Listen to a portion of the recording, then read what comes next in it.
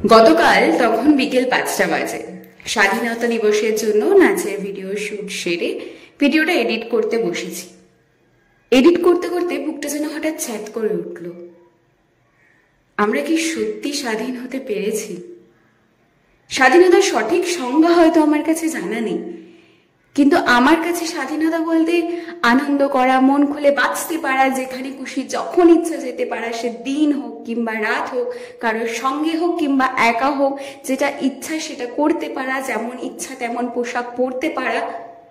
কিন্তু আমরা মেয়েরা প্রতিদিন, প্রতিনিয়ত, প্রতি মুহূর্তে বাসে, ট্রেনে, ট্রামে, অটোতে, রাস্তায় কিংবা কোনো শপিং মলে, এমনকি নিজের বাড়িতেও পর্যন্ত ফিজিক্যালি হ্যারাসড হচ্ছি।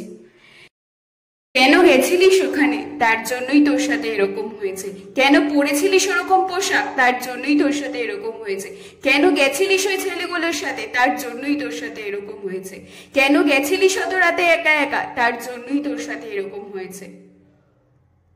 আর কতদিন, আর কতদিন মেয়েদের এই কেনর উত্তর দিয়ে যেতে হবে? আর কতদিন?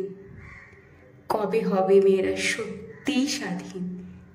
কবে মেয়েরা সত্যি মন খুলে বাঁচতে পারবে? আর কবে?